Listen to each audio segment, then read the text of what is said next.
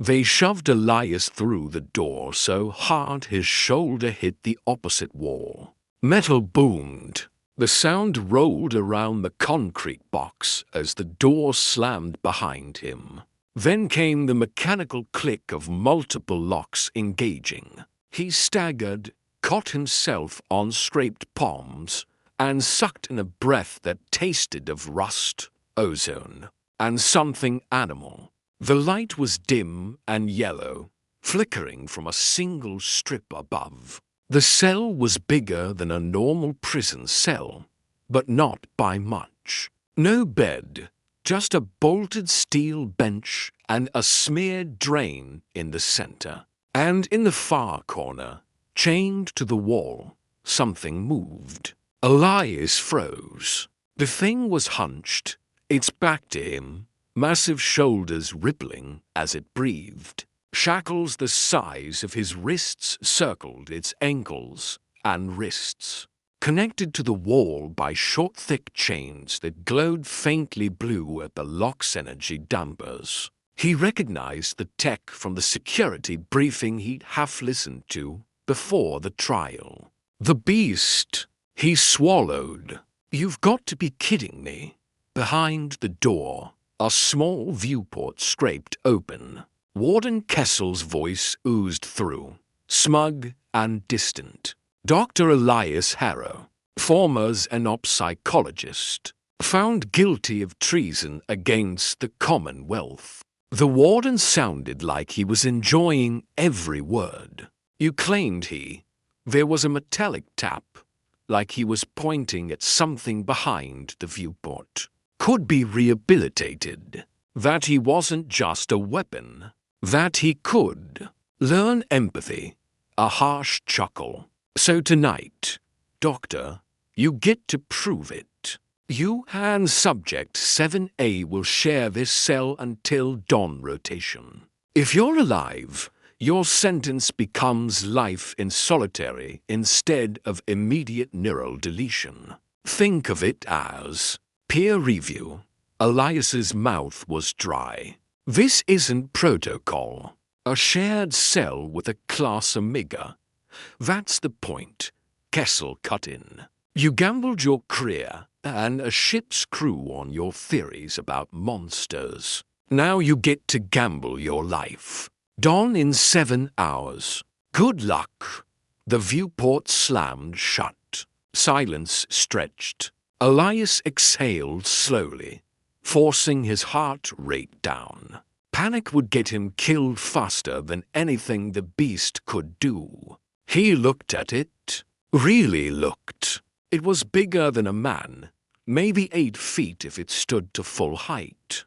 Gray-black skin like leather, patterned with faint bioluminescent lines that pulsed in time with its breathing. Forearms to hanging limply, to braced against the wall. Its head was tilted down, the heavy crest and bone ridges hiding its face. There were scars, so many scars, across the shoulders, down the spine, around the wrists where metal had cut flesh over and over. Some of them were old white lines, others fresh and inflamed.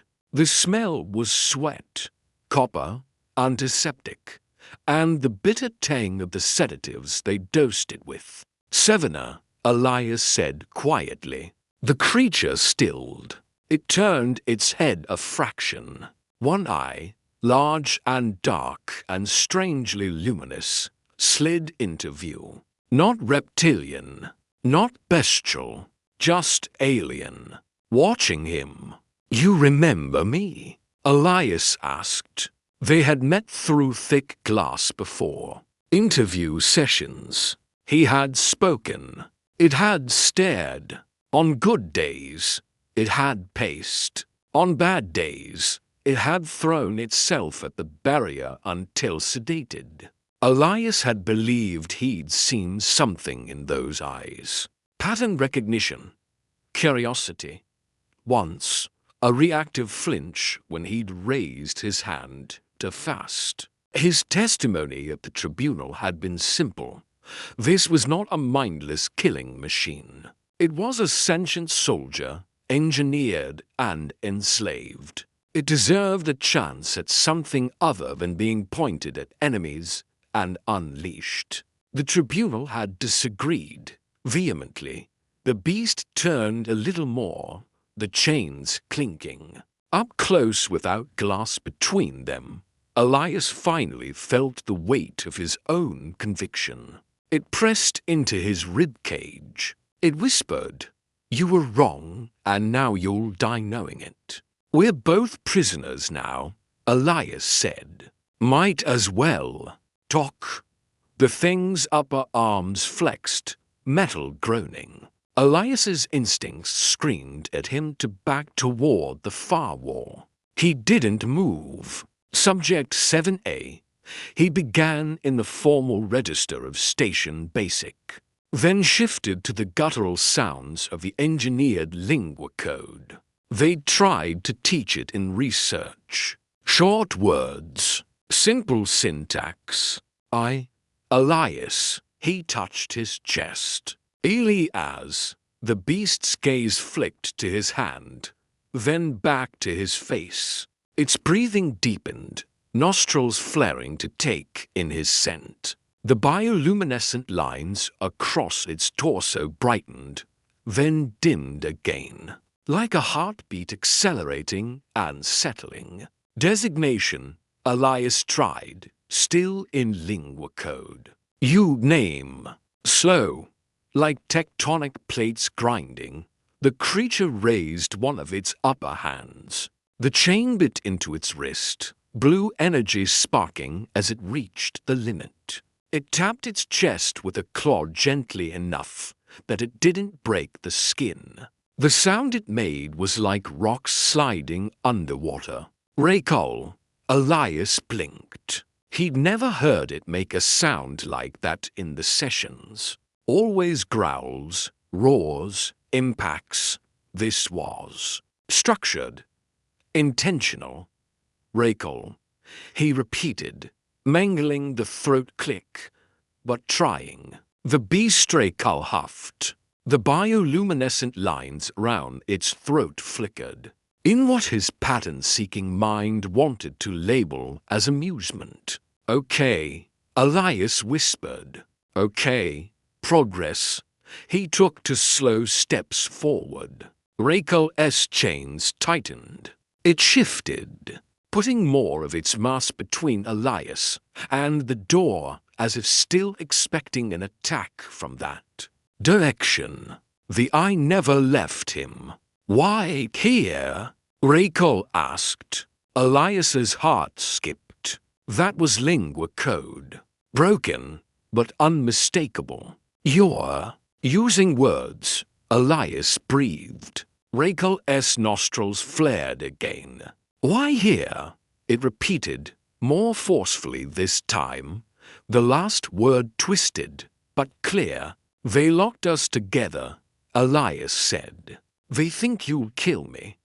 Rakel's jaws parted slightly, showing teeth like curved daggers. "Kill," it echoed. Then, slowly, with obvious effort, "You." Afraid, Elias could have lied. But he'd bet his freedom on honesty with this being before. No reason to stop now. "Yes," he said simply. A little. Silence fell again. The hum of the station's reactors. The distant thumps of other doors. Somewhere far off, someone screaming and someone else laughing. Rakel lowered its gaze to the floor between them. "Afraid," it murmured, almost inaudible, not as a taunt, but as an observation. The lines along its arms dimmed, sinking into the dull glow of sedation. All afraid. That wasn't right, Elias thought. He eased himself down onto the cold floor, cross-legged, keeping a respectful distance outside the radius of the chains in case Rakel surged forward. His knees popped. He ignored them. "I wasn't," he said. Before, the alien head tilted. Before they killed my crew, Elias forced out. The words were sour, heavy, when they deployed you. The scars along Rakel's shoulders tightened, skin pulling over muscle. Orders, it said, after a long moment. That one word, Elias knew, cost a lot. There was history in it. Wait, go, kill, tear, break. No. Choice, Elias swallowed hard. You remember it? Yes. A growl flickered under the syllable. Remember everything? Blood, fire, screams. You stand, the eye fixed on him. You walk, toward, not away. Elias remembered that part too, in fractured, smoke-stung stretches. The docking bay lit with emergency strobes. The thing they dragged from the enemy ship, this thing breaking its restraints. As the Commonwealth Marines shouted conflicting orders. Bullets, energy bolts, shouting. He'd stepped in front of it, done with adrenaline and theory. Holding up his hands like that would magically translate, "We're not your enemy." It hesitated. He'd told the tribunal, just for a moment. Enough for the Marines to stun it. Enough to prove there's a decision-making process there, not pure attack reflex. Enough to get himself labeled naive at best and compromised at worst. You did not run, Rakel said. Others ran, screamed, died. The last word was flat, not cruel, just observed. You smelled. Not like fear, like Chenga, like... It struggled, searching for a word that didn't exist in lingua code. Like, not accept, defiance, Elias supplied softly. Refusal.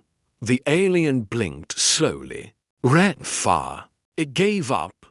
You different. Elias laughed once, short and humorless. They don't agree with you. He felt the full absurdity of his situation wash over him. Sentenced for treason. Locked overnight with the galaxy's favorite bogeyman. Trying to build rapport over shared vocabulary like this was a classroom instead of a death cell. His stomach growled. Rakel's head snapped toward the sound. The chains went taut. Elias raised his hands quickly. Just hungry, he said. They didn't feed me. The beast stared at him for a long beat. Then, unexpectedly, its upper shoulders relaxed. The crackling tension in the air eased by a fraction. Hunger? Rakel nodded. No. A memory surfaced from the research files. The handlers sometimes motivated 7A with food deprivation. They recorded higher aggression, but more responsiveness to commands. Efficient soldiers didn't need comfort. They needed pressure. Do they feed you? Elias asked carefully. The beast's lips peeled back from its teeth. For a heartbeat, Elias thought he'd pushed too far. Then he realized it wasn't a snarl. It was something like a grimace. Sometimes, Rakel said. When need weapon, when need. Beast. The word dropped heavy between them. It was the same one the tribunal had used. Beast, monster, asset. Never soldier, never person. What were you before they took you? Elias asked quietly. Rakel's eyes shuttered halfway. The bioluminescent lines along its ribs pulsed slowly, like distant lightning. Before. It tasted the word. Before. Cages. Before chains. Its voice went low, almost melodic. Hunt. Run. Sky. Big blood. Clean. Kill to eat. Eat to live. Not. For orders. Not 4. It made a harsh sound, like spitting. 4 them. Elias listened, mind racing. This was more language than it had ever demonstrated in controlled sessions. Here, in the dark, with death hovering but no observers, it talked. That meant all the readings, all the tiny anomalies in its cognitive scans, all the gut feelings he hadn't been wrong. They had been talking to it like it was a faulty machine. Tonight, locked in here, he was the first to talk to it like it was. Someone. Before, he said, "You had a home." Rakel took a long, slow breath. The light in its lines dimmed. Yes, Elias wished he could write this down. Record it. Prove it. But there were no cameras in here by design. If he survived, his word wouldn't mean much against the wardens, unless he had something else, unless he walked out with the beast. The thought was so insane it almost made him smile.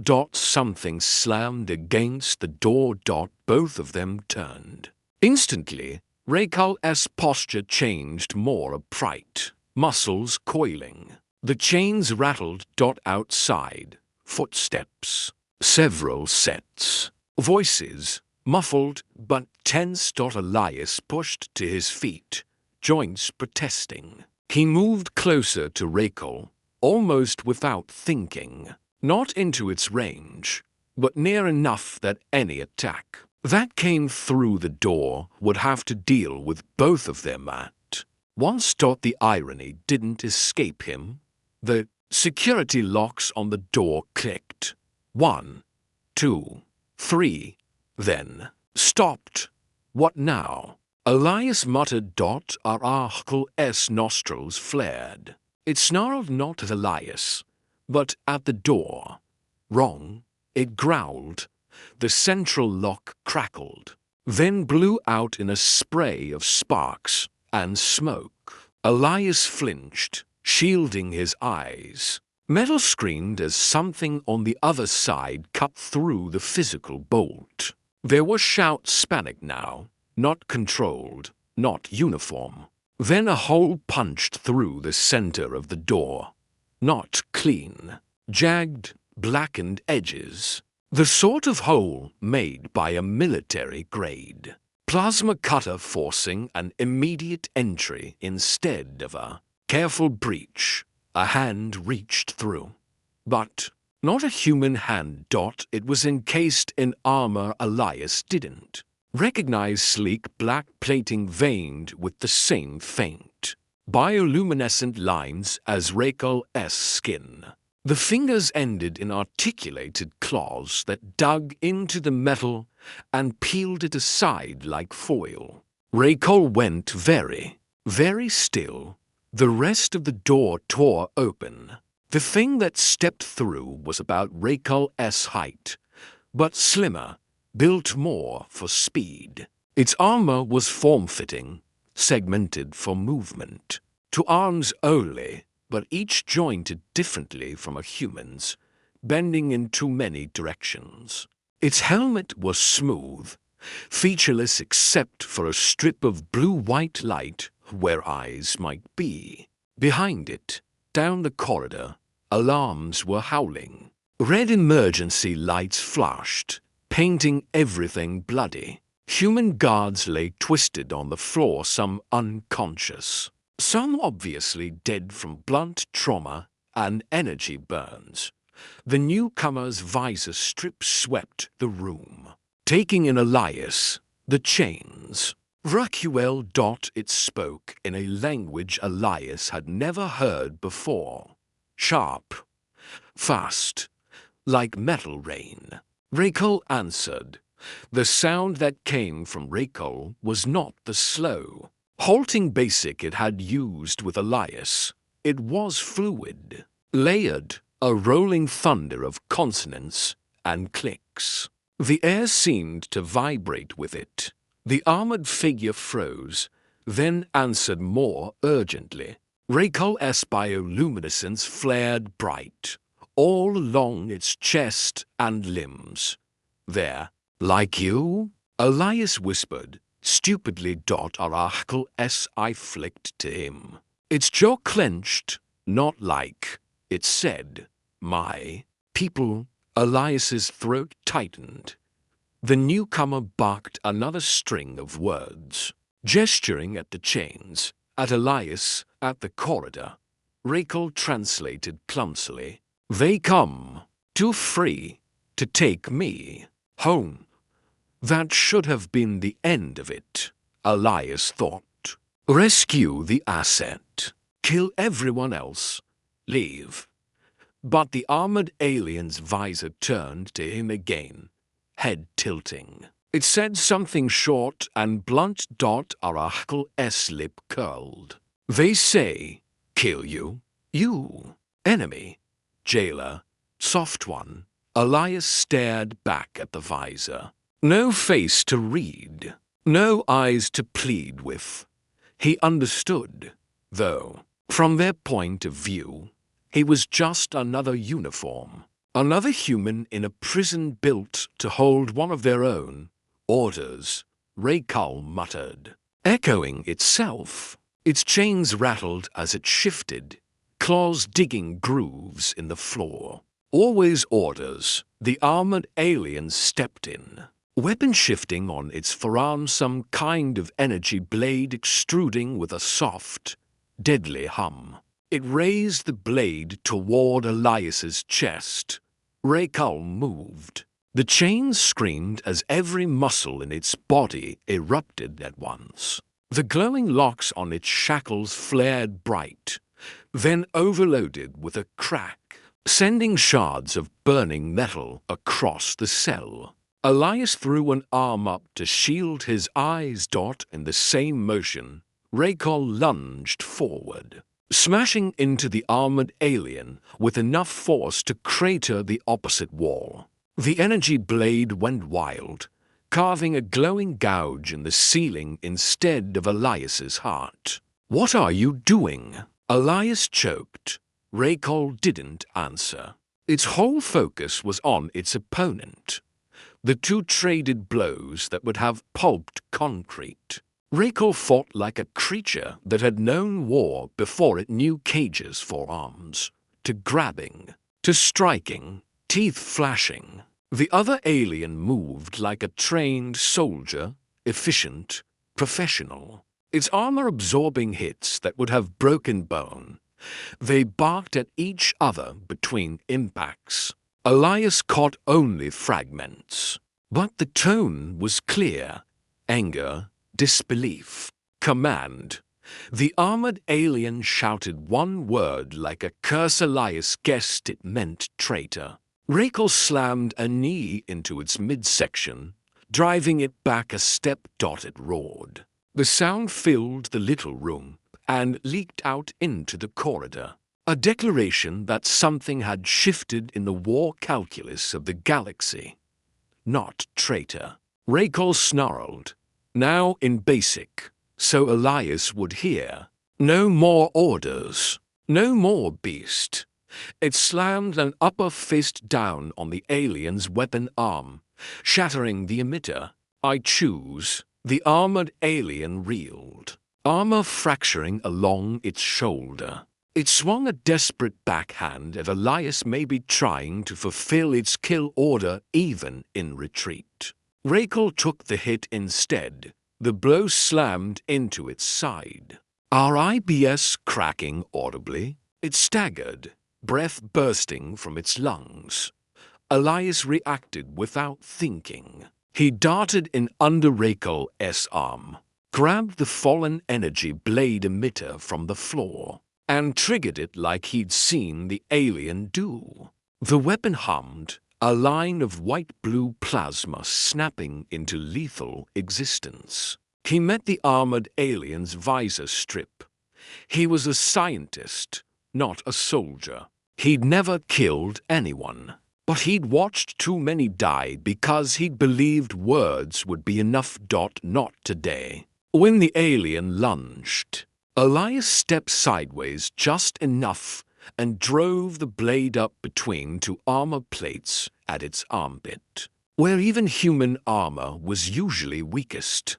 The weapon hissed as it cut through, the smell of scorched flesh and polymer filling the cell. The alien spasmed, choked on its own language, and collapsed. The blade sputtered out for a long moment. All Elias could hear was his own heartbeat, hammering against his ribs.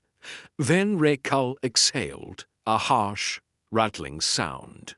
It leaned its weight against the wall, one hand pressed to its damaged side. Bioluminescent lines flickered erratically round the wound. "You fight," it said, voice rough. Elias stared at the dead soldier, then at his own trembling hands. "They were going to kill me," he said softly. "And you?" Rekal's eye narrowed. "They not kill me. They rescue. Take home. They would have dragged you out of one cage and straight into another," Elias snapped, surprising himself with the edge in his tone. "Back into war. Back into orders. Back into being a weapon." Rekal flinched as if struck. For a second, Elias thought he'd overstepped again. Then the alien laughed.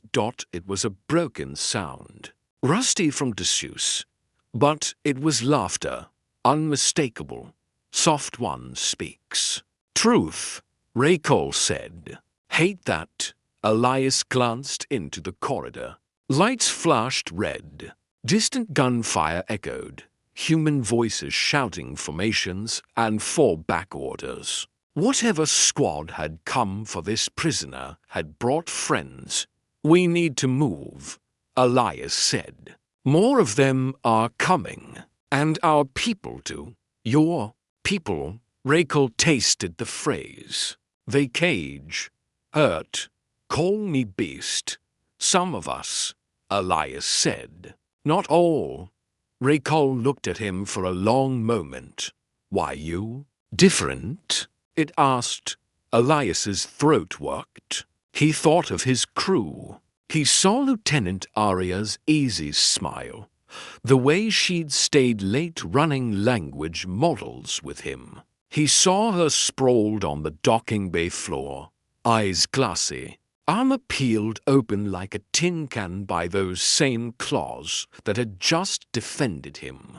"I watched good people die," he said quietly. "Not because of what you are, because of what they made you be. There's a difference." He stepped toward the corridor. Rekal's hand shot out, claws closing gently but firmly around his bicep.